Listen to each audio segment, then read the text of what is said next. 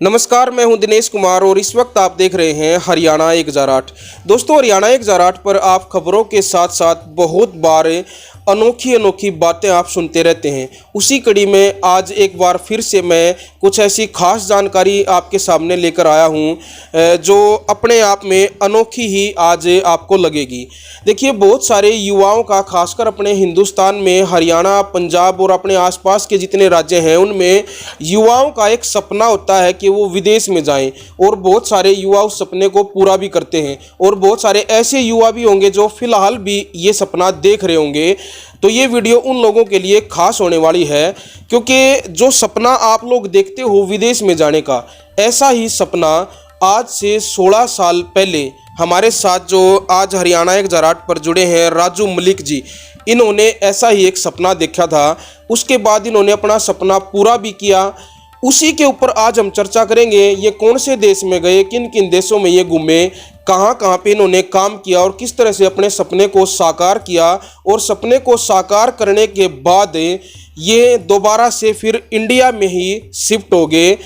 इनको भारत के और विदेश के कल्चर में क्या कुछ फ़र्क जो है महसूस हुआ, वहाँ की कानून व्यवस्था क्या है, क्या वहाँ का रहन सहन है, क्या कल्चर है, ये इन सब बातों के ऊपर आज हम चर्चा करने वाले हैं। तो आप बिल्कुल स्क्रीन से आज चिपक कर बैठ जाएं। जो युवा विदेश में जाने का सपना देखते हैं तो पहले वहाँ के बारे में जानकारी होना बहुत ही ज़रूरी है। तो आप देखते रहे हमारे साथ हरियाणा 1008। राजू भाई, राम राम। राम राम भाई साहब। भाई साहब, जैसा बताया मैंने, 16 साल पहले जो आपने सपना देखा था, वहीं से हम एक बार चर्चा शुरू करेंगे। 16 साल पहले जब आप भारत देश में थे तो आपने विदेश में जाने का सपना देखा, तो किस बात से प्रेरित होके जो है आपने सपना देखा कि मैं विदेश में जाऊं? क्या करने की आपने सोची थी और कैसे अपना सपना साकार किया आपने? बस यही था भाई साहब। अभी यहाँ पे अपने इंडिया में जो है ना, एक तो सरकारी नौकरी नहीं है। बहुत किस्मत वाला होगा जिसको सरकारी नौकरी मिल जाए, नहीं तो सरकारी नौकरी मिलती। तो काम धंधा को खास था नहीं यहाँ। तो मैंने सोचा चल विदेश में जा गए, किसी कंपनी में जा कर कोई छोटा मोटा काम कर लेंगे, भाई अपने 4 पैसे कमा लेंगे। तो वो भगवान ने जितना मैंने मतलब चाहिए था उतना भगवान ने दिया भी। और अब कौन से देश में जाने का सपना देखा था आपने? भाई सपना था कनाडा में जाने का देखा था दिनेश। अच्छा। ठीक है ना, लेकिन मैं 2000 में मेरा पासपोर्ट बना था, और फिर मैं कनाडा की वेट करता रहा 2008 तक आ गया, लेकिन मेरा नहीं कहीं काम बना। फिर एक मैं पटियाला में रहता था, पंजाब में। वहाँ एक मेरा दोस्त था, वो कहने लगा, यार राजू तू क्या करेगा कनाडा, ले तेरे को सऊदी अरब भेज दूँ। मैं यार सऊदी अरब में कोई पैसे वैसे तो बचते नहीं, इतनी गर्मी है, मैं तू मारेगा के। वो एजेंट थे? वो एजेंटी का काम करा था, मेरा दोस्त भी था वो। अच्छा। तो कहता नहीं यार तेरे को कंपनी के थ्रू भेजूँगा, कंपनी में काम मिलेगा जाते ही, और वहाँ पे ट्रांसपोर्ट कंपनी है, और वहाँ पर अपना कहीं जाना नहीं, बस कंपनी के अंदर ही रहना है, तो तेरे को भेज देता हूँ। तो उन्होंने भाई साहब मेरा वीज़ा लगवा दिया, और सन 2008 में मैं फिर बाहर चला गया। कौन से देश में गए? सऊदी अरब में। हाँ। वहाँ पे क्या काम किया आपने? क्या काम किया? ट्रांसपोर्ट कंपनी थी, उसी में काम किया वहाँ। अच्छा। हाँ।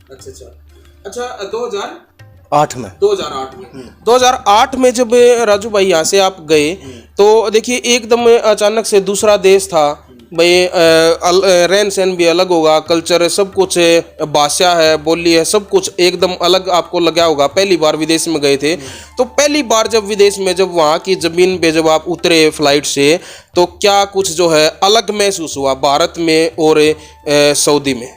अलग तो ये महसूस हुआ भाई साहब। अलग तो क्या महसूस होता, अपने जैसे आदमी हैं वहाँ भी, लेकिन वहाँ बस अंतर इतना है कि वहाँ पे पूरे ही मतलब मुस्लिम समुदाय के लोग हैं सारे। कोई भी दूसरे धर्म का कोई आदमी नहीं है। तो अपने देश में तो जैसे सारे धर्म के आदमी रहे हैं, ठीक है ना। तो बस एयरपोर्ट पर उतरे और कंपनी की गाड़ी वहाँ पे आई हुई थी, वो हमारे को लेगी कंपनी में। और वहाँ जाके फिर जैसे अपने 7-8 भाई पंजाब से थे इंडिया के, वे मिल गया आगे कंपनी में। तो बस थोड़ा वो सलाह हो गया कि हां भाई चल अपने भी मिले। बस धीरे धीरे फिर ऐसे ही मतलब मेल जोल हो गया। जाते ही जॉब स्टार्ट हो गई? हाँ, जाते एयरपोर्ट पर उतरते ही। अच्छा। हाँ, जॉब स्टार्ट जाते हो गई थी। अच्छा, जैसे कि ये जिक्र आया मुस्लिम में जो है कंट्री है वो तो कुछ ऐसा नहीं लगा जैसे भाई उस टाइम पे उम्र कितनी थी आपकी? उम्र मेरी होगी भाई साहब तकरीबन 27-28 साल होगी। 27-28 साल उम्र थी, युवा अवस्था थी, तो कुछ ऐसा नहीं लगा भाई अचानक से एकदम से मुस्लिम कंट्री है और ये थोड़ा आजकल भी थोड़ा मैं इस चीज़ को दर्शकों से मैं निवेदन करूँगा आप इसको थोड़ा समझने की कोशिश करना जिस वे में मैं बात कर रहा हूँ। ये एक धर्म की जो है हम बात नहीं कर रहे लेकिन एक सोच की मैं बात कर रहा हूँ। जो सोच जो लोगों की जो सोच है भाई हिंदू मुस्लिम वाली जो सोच है थोड़ा मुस्लिम भाई हैं जो उनको ये लगता है कि भाई जहाँ पे हिंदू ज़्यादा है वो अपने आप को थोड़ा असुरक्षित महसूस करते हैं। कुछ आजकल ये चला हुआ है, ये इस तरह का जो है पूरी दुनिया में ही चला हुआ है। तो इसी तरह से हिंदू है जो वो भी थोड़ा ये सोचते हैं कि जहाँ पे भाई मुस्लिम ज़्यादा है वहाँ पे हिंदू अपने आप को असुरक्षित महसूस करते हैं। तो आपको अचानक से ऐसा नहीं लगा कि आप एकदम से ही जो है मतलब भारत से एक मुस्लिम कंट्री में आप गए हो, यंग अवस्था में गए हो, एक सपना लेकर आप गए हो, कुछ ऐसा डर महसूस नहीं हुआ? नहीं, डर कोई महसूस नहीं हुआ भाई साहब। वो क्यों नहीं हुआ?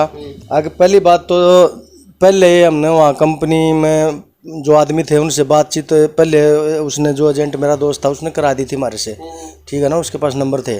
तो मैंने पूछा था ये बात, तो मैं यार मुस्लिम कंट्री है और वैसे से कोई खतरा तो नहीं है? कहते नहीं यार कोई मुश्किल नहीं, तू आ जा, कोई दिक्कत नहीं है। तो भाई साहब आप झूठ मानोगे, मुस्लिम जो वो मुस्लिम है ना, अपने आदमियों से ज़्यादा हमारे को ज़्यादा चाहते थे वो, मतलब पूरे मतलब प्यार प्रेम से रहते थे हमारे साथ। कभी किसी चीज़ का कोई द्वेष नहीं था उन हमारे से और उन कोई भेदभाव ही नहीं है। मतलब वो ऐसे इंसान हैं, उनकी नज़र में तो हर इंसान एक इंसान ही है।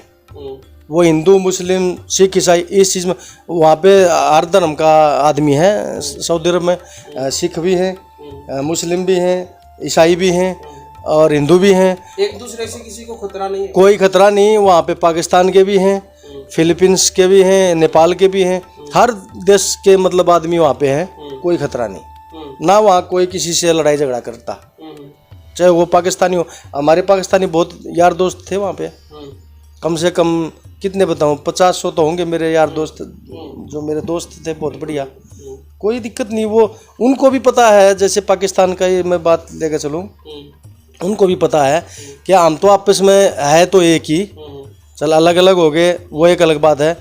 उनको भी पता है कि ये जो हमारे बीच में लड़ाई करवाने वाले ना, ये तो आपस में ही सरकारें हैं। सरकार लड़ाई करवाती है, पाकिस्तान की हो चाहे इंडिया की हो, और आपस में आदमी ने किसी से कोई द्वेष नहीं ना। अच्छा, बात आती है कल्चर की। अचानक जो सब कुछ एकदम बदला जो आपको लगा होगा, तो कल्चर में यहाँ के कल्चर में और वहाँ के में क्या डिफरेंट है जो आपको लगा रहन सहन में? भाई साहब यहाँ के कल्चर में और वहाँ के कल्चर में तो दिन रात का अंतर है, ठीक है ना। जैसे बात करें हम भाईचारे की, एक भाईचारे की अगर हम बात करें, यहाँ पे जो है एक भाईचारा शब्द एक ऐसा है जो हर बात पे जो है ऊपर उभर के जो आता है, जो हर छोटी बड़ी बात पे भाईचारा जो है ऊपर आता है। तो वहाँ पे मतलब है कुछ ऐसा भाईचारे को अगर देखें, जैसे यहाँ पे किसी भी छोटी बड़ी बात को लेके आपस में सब इकट्ठे हो जाते हैं। भाई किसी को अड़ोसी पड़ोसी को, जैसे गांव है, देहात है अपने, भाई किसी को घर में कोई विपदा है या कोई दुख है, कोई संकट की कोई घड़ी है, तो पूरा गांव जो है एकत्रित हो जाता है। उससे जो है भाईचारे की मिसाल जो है देखने को मिलती है। वहाँ पे क्या कुछ है ऐसा कुछ? वहाँ पे देखो भाई साहब, गाँव का तो इतना नहीं जा सके, गाँव में तो नहीं जा पाए, लेकिन जहाँ हम रहते थे वो तो शहर था, दमाम सिटी थी वो। भाईचारे की ये है कि वहाँ पे मेरे हिसाब से तो भाईचारा वहाँ भी अपने जैसा ही है, बढ़िया भाईचारा है, दुख सुख में वे भी साथ दे हैं।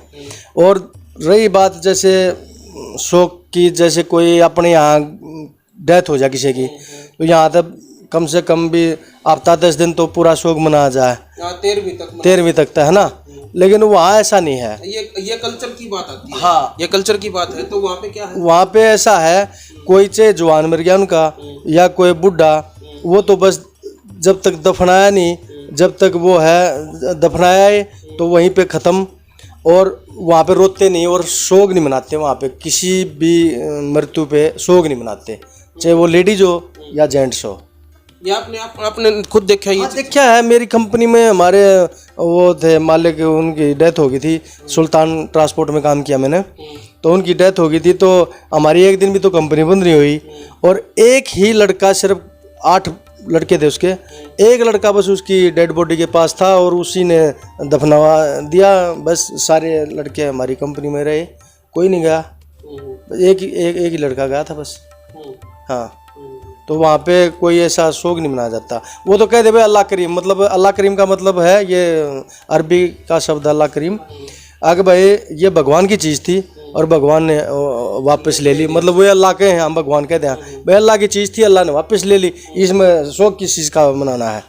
उसने जब दिया, जब तो हम इतनी मतलब खुशी मनाई हमने, तो अब शौक क्यों मनाना है? उसकी चीज़ थी, उसने ले ली, बस। वहाँ शौक नहीं मनाते। हाँ। अच्छा, देखिए राजू भाई, एक चीज़ और मैं बात करना चाहूँगा, यहाँ के और वहाँ की कौन सी ऐसी कोई खास बात जो आपने खास जो है अंतर आपको ये लगा हो कि भाई ये चीज़ तो वहाँ की अच्छी है या फिर ये चीज़ यहाँ की अच्छी है? कौन सी ऐसी कोई खास चीज़ जिसके ऊपर चर्चा करना चाहिए? भाई साहब, वहाँ की मैंने कानून व्यवस्था अच्छी लगी। कानून व्यवस्था का अगर जिक्र करें तो क्या क्या अच्छा लगा वहाँ? कानून व्यवस्था का वहाँ क्या जिक्र, क्या बताऊँ भाई साहब, ना तो वहाँ कोई क्राइम है, ना कोई चोरी डकैती, ना कोई बलात्कार, मतलब ऐसी चीजें तो है नहीं वहाँ पे, जीरो है बिल्कुल क्राइम के मामले में। क्या है इन सब? कारण भाई साहब, उनका रूल ही इतने तगड़े हैं, सख्त रूल है। जैसे कि वहाँ पे चोरी कर ली और पकड़ा तो जाता ही है वहाँ, वो तो छोड़ते तो है नहीं। आपने चोरी कर ली तो जैसे ही हाथ से चोरी की तो या हाथ यहाँ से काट देंगे या वहाँ से बाजू में से काट देंगे। किसी का बलात्कार कर दिया तो चौराहे पे ले जाओगे, बड़े बाजार में, और आदमी इकट्ठे करेंगे। जब तक ज़्यादा आदमी इकट्ठे नहीं हो लेते, जब तक कुछ नहीं करते वो, जब देखे ना भाई हज़ारों में कई हज़ार आदमी इकट्ठे हो गए, जब उसका या तो सर कलम कर देंगे या उसको बांध के उसको पत्थर रोड़ों से मार के उसकी हत्या कर देंगे। मतलब ऐसी सख्त सजा दे हैं वे, और दिखा के दे हैं पूरी पब्लिक को। अब देखो भाई, पहले बताओगे भाई इसने ये जुर्म किया और इसको ये सज़ा मिल रही है, अगर किसी और ने करना हो तो वो करके देख लियो, उसको भी ये सज़ा मिलेगी। तो कैसे क्राइम कर ले, कौन करेगा? 12 साल आप रहे, कौन से देश में रहे हो? मैं भाई साहब 8 साल तो रहा सऊदी अरब में, और 4 साल रहा बहरीन में। हाँ, 4 साल बहरीन में आप रहे, तो 12 साल टोटल आपने अरबी जो है कंट्रियों में जो आपने गुजारे हैं। तो ये जो चीज़ें आप बता रहे हो, जो कानून व्यवस्था की, न्याय की जो आप बता रहे हो भाई, इस तरह से जो है न्याय जो है दिलाया जाता है लोगों को, अपराधियों के खिलाफ इस तरह से जो सख्त कार्रवाई जो की जाती है, ये चीज़ें कभी अपनी आंखों से देखी आपने राजू भाई? आंखों से तो भाई साहब देखो, सजा होते या गर्दन कटती तो आंखों से तो नहीं देखी। ये जरूर है कि जैसे हमारे कोई कंपनी का आदमी वहाँ मौजूद था, जैसे वो रियाद राजधानी है सऊदी अरब की, वहीं सजा देते हैं ज़्यादातर। बड़ी रियाद में मतलब क्राइम कहीं पे भी हुआ हो लेकिन सजा वहाँ दी, ज़्यादातर सजा वहीं दी जाती हैं। और एक बहुत बड़ी मस्जिद है वहीं पे, मतलब सिटी के बीच में है। ज़्यादातर तो उस मस्जिद के आंगन में जो है ना सजा दी जाए। तो जैसे कोई आदमी वहाँ गया हुआ हो, जैसे हमारी कंपनी का, उन्होंने बताया जरूर भाई आज तो भाई ऐसे ऐसे देखा आया हूँ। हाँ, बाकी देखा भाई, अगर ऐसे भाई सिर कलम किया एक आदमी का, तो अपनी आंखों से हमने नहीं देखा। अच्छा, ये वाक्य मतलब ज़्यादातर सुनने को मिलते थे या कभी कभार? कभी कभार, ज़्यादातर नहीं। कभी कभी कोई हादसा होता था, जैसे किसी ने कोई कर दिया हो क्राइम, तो कभी कभी, ज़्यादातर नहीं ना। अच्छा, जैसे बता रहे हो भाई सरेआम जो है उनको सज़ा जो सुनाई जाती है, दी जाती है, तो क्या कोई किसी तरह का कोई मामला होता है? अगर कानून व्यवस्था की जब बात चल रही है, तो क्या लोगों को जिस तरह से अपने देश में है, छोटी छोटी बातों को लेके यहाँ पे कोर्ट कचहरी जो है भरे पड़े हैं, लोग चक्कर काट काट के थक जाते हैं, लोगों को न्याय नहीं मिल पाता। बहुत सारे मामलों में ऐसा देखने को मिलता है। सज़ा तो बहुत बाद में मिलती है, तब तक तो लोगों की, ऐसे मामले देखे हैं लोगों की आधी जिंदगियां बीत चुकी हैं क्राइम करके, लेकिन सरकार ने उनको सज़ा तक जो है नहीं सुनाई है। बहुत सारे ऐसे मामले हैं जो पेंडिंग पड़े हैं। क्या वहाँ पे भी है ऐसा, लोगों को कोर्ट कचहरियों के चक्कर काटने पड़ते हैं, या फिर जिस तरह से आप बता रहे हो बस यही जो है प्रक्रिया है? वहाँ पे भाई साहब पहली बात तो हमने कोर्ट कचहरी नहीं देखी, मेरे हिसाब से तो कोर्ट कचहरी है ही नहीं, क्योंकि वहाँ वोटर राज नहीं है, वोटों से राज नहीं मिलता, वहाँ तो राजा का राज है, पुश्तैनी राज है। दूसरी बात, कोर्ट कचहरी हमने देखी नहीं, वहाँ तो भाई साहब जो मस्जिद का काजी होता है ना, वो ही सजा सुनाता है। वहाँ ना हमने को वकील देखा और भाई ना कोई जज, बस वो काजी, मतलब देखो हमने तो अपनी आंखों से तो वो भी नहीं सुनाता देखा, मतलब जैसे वहाँ के रहने वाले हैं उनसे पूछा है हमने, भाई ऐसे तुम्हारे कैसे होता है, तो उन्होंने बताया भाई हमारा तो काजी ही सज़ा सुनाता है। हाँ, सज़ा उसी को सुनाएगा जो दोषी होगा, उसकी पहले पूरी जांच करेगा वो, कम से कम चाहे हफ्ते तक करो या 4 दिन तक करो। जब उसको पता लग जाएगा भाई हाँ इसने ये कसूर कर रखा है, तो उसको सज़ा देगा। अच्छा, तब तक उसको हवालात वगैरह में रखा जाता होगा? हाँ, वैसे तो जैसे थाने तो हैं ही, वहाँ थाना में जेल भी होंगी। पुलिस है, वहाँ की जो पुलिस है वो किसके अंडर काम करती है? वो राजा के अंडर। राजा के अंडर। हाँ, वहाँ पे कोई MP MLA थोड़े होते हैं। अच्छा, MP MLA ना ना ना ना, कोई नहीं है वहाँ, सिर्फ राजा ही है एक। राजा ही। हाँ, उसी के अंडर पूरा मतलब प्रशासन काम करता है। मिलिट्री भी राजा के अंडर काम जैसे वकील वगैरह, जज ये चीजें। वकील जज हमने तो देखे नहीं, बस सऊदी अरब में तो देखने को नहीं मिले हमने तो, या कभी वास्ता ही नहीं पड़ा? वास्ता भी नहीं पड़ा यार। फिर मतलब वहाँ से के रहने वाले जो कहते हैं वो तो ऐसे कहते हैं भाई हाँ वकील वकाल तो कोई नहीं है, वकील का क्या काम है यहाँ। जब सजाए काजी दे है तो वकील तो बहस करने के लिए चाहिए ना, वकील तो ये है ना दोषी को बचाना है, तो वहाँ दोषी को बचाते नहीं वो, वकील का क्या काम रहेगा वहाँ? खुद ही छानबीन करते हैं और खुद ही जो है सजा खुद ही। अच्छा, 2 देशों में जो है आप वहाँ पे घूमे हो अरब के, 8 साल आपने सऊदी में गुजारे हैं, 4 साल बहरीन में गुजारे हैं, इन दोनों में क्या अंतर जो है लगा?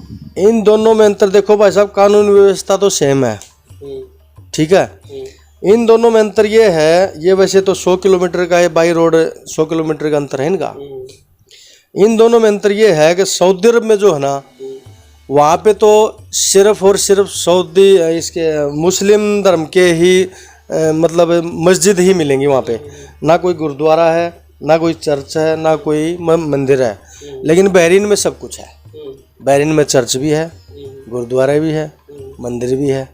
वहाँ चारों जो धर्म है सभी धर्मों का मान सम्मान है, ठीक है, तो उनको कोई इस चीज़ से लेना देना नहीं। और जैसे सऊदी अरब में है, वहाँ पे शराब वगैरह बिल्कुल बैन है, फीम गंजा ये सब बैन है, लेकिन वहाँ पे बहरीन में शराब के ठेके हैं, खुले हैं। वो कुछ मतलब इंडिया से मिलता जुलता है? हाँ, थोड़ा हाँ इंडिया से मिलता जुलता लगा लो, ऐसा लगा लो। हाँ, बहरीन में सऊदी में थोड़ा सा ये अंतर है। अच्छा, सऊदी में ये चीज़ें नहीं है? नशे सऊदी में नहीं है, सऊदी में सिर्फ ये छोटे मोटे नशे तो कुछ कह नहीं सकते, आम जो होते हैं ना, जैसे बीड़ी सिगरेट तो सरेआम चलता वहाँ, लेकिन जो जैसे सुल्फा हो गया, दारू होगी, स्मैक, ये बैन है सऊदी में, बिल्कुल भी नहीं। इनकी सज़ा भी मौत है।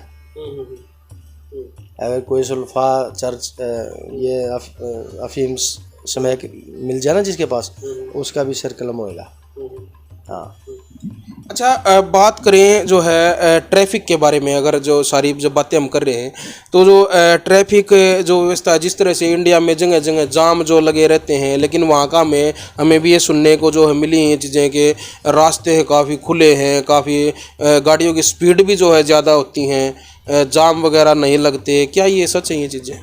जाम क्यों नहीं लगते, उसका कारण है भाई साहब, वो देश कम से कम अपने इंडिया के हिसाब से लगाओ तो 50 साल एडवांस है। एडवांस मतलब उन्होंने 50 साल के आगे की सोच के ही कोई भी काम कर रखा है ना। जैसे अपने रोड चौड़े करने हो गए, अब किसी की दुकान आ गई, किसी का मकान आ गया रोड में, वहाँ ऐसा नहीं है। वहाँ लोगों ने 50 साल आगे की सोच के ही इतनी दूर दूर तो मकान बना रखे हैं रोड से दूर, और रोड भी पहले से ही इतने चौड़े हैं वहाँ पे, मतलब जो 6 लेन से नीचे तक कोई रोड ही नहीं है। 6 के बाद 10, 8 लेन, 10 लेन, 12 इतने हैं, बढ़ते चले जाएं, तो मतलब चौड़े चौड़े रोड हैं, और तो जाम लगने की वहाँ कोई ऐसी स्थिति नहीं है। सबसे बड़ी बात, वहाँ कोई तकरीबन ज़्यादा नहीं कह सकता मैं, रेड लाइट बहुत कम है। रेड लाइट की जगह पे वहाँ पे और ब्रिज बनाए हुए हैं, अच्छा, एक चीज़ और जो है, जो हमने सुना है, कुछ किताबों में पढ़ा भी है कि वहाँ पे रोड एक्सीडेंट जो है बहुत कम देखने को मिलते हैं, और जो स्पीड भी मतलब ज़्यादा होते हुए भी मतलब ये चीज़ें बहुत कम जो है देखने को मिलती हैं। उसका भी कारण है। क्या कारण? उसका कारण ये है, रोड एक्सीडेंट क्यों कम है वहाँ पे जैसे 6 लेन रोड है, 6 लेन का रोड है, 3 इधर से 3 इधर से, 2 लाइन तो जो है ना कार की होती हैं और एक होती है ट्रकों की, बसों की, जो भी है, ठीक है। तो वहाँ पे अपनी लाइन में ही आदमी चला है। कार की एक लाइन 120 की स्पीड की है, दूसरी लाइन 100 की स्पीड की है। वे दोनों उसी हिसाब से चलेंगे अपनी लाइन में। 100 वाला 100 की लाइन में चलेगा, 120 वाला 120 में। जो ट्राले हैं, ट्रक तो है नहीं वहाँ, ट्राले हैं, ट्राले वाला जो है ना वो अपनी लाइन में चलेगा। अगर ट्राले वाला कार की लाइन में आ गया ना और पुलिस ने देख लिया तो उसका चालान काट देगा वहीं पे ऑन द स्पॉट ही।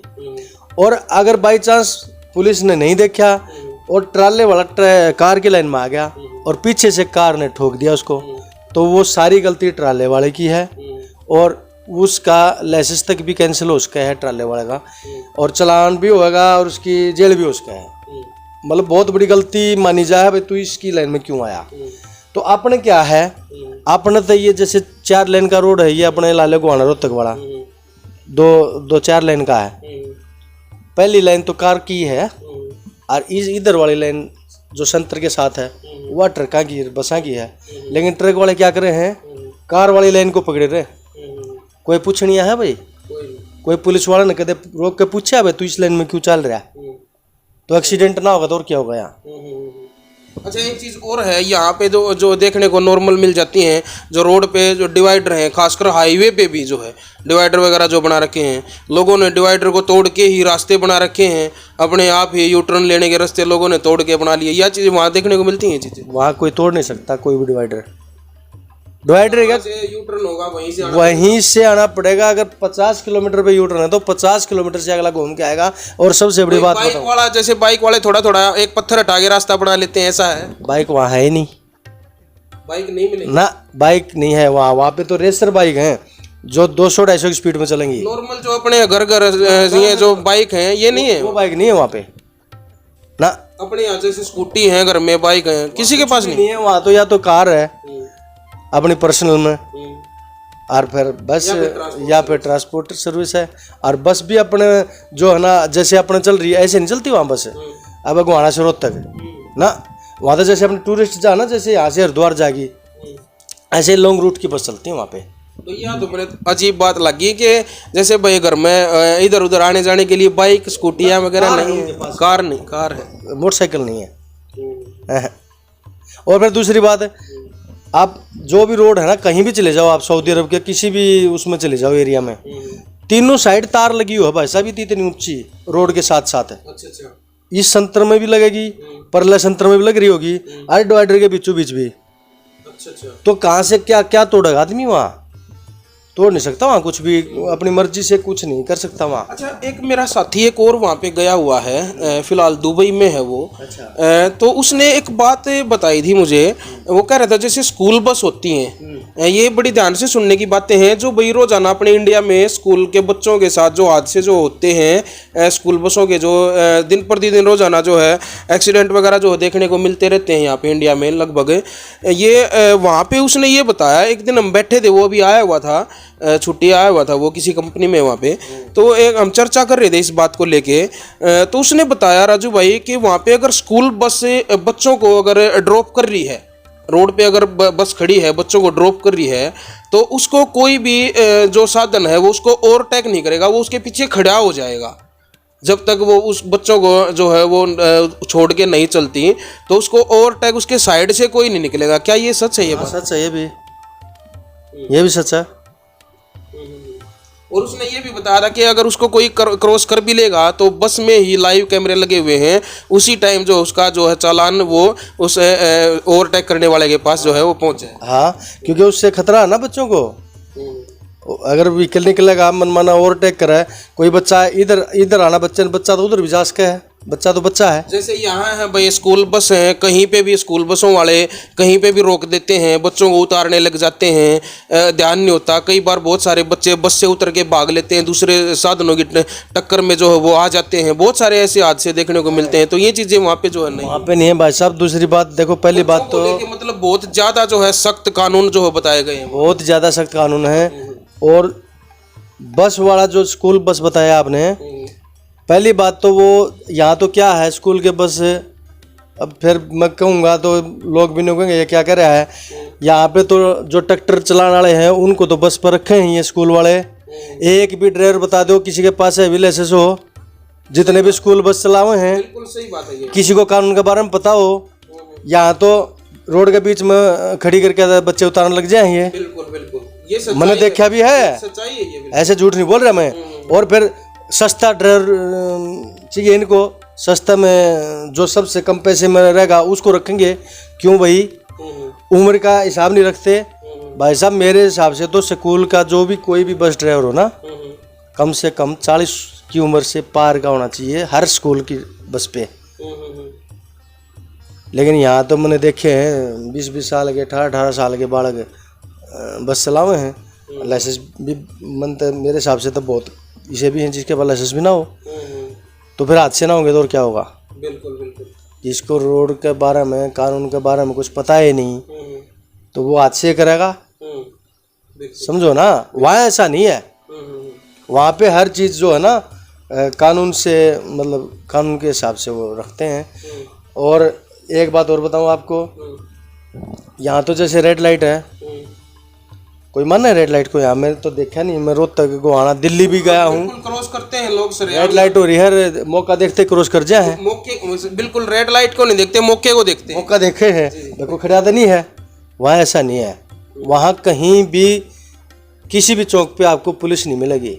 वहाँ तो सिर्फ रेड लाइट है ना, कैमरे ना भी हो ना, रेड लाइट होगी तो खड़ा होगा। मतलब खुद ही इतने जो है सतर्क रहते हैं लोग। और खड़ा भी कहाँ होगा, जो वो व्हाइट पट्टी नहीं लगी होती उनसे पीछे, क्योंकि वो व्हाइट पट्टी जो है ना पैदल जाने के लिए होती है। क्रॉसिंग करे, रेड लाइट होगी तो पैदल वाले क्रॉस कर लो। लेकिन अपने वाले यहाँ था उस पट्टी भी आगे क्रॉस कर कर उससे भी आगे खड़े पाए हैं। ठीक है ना।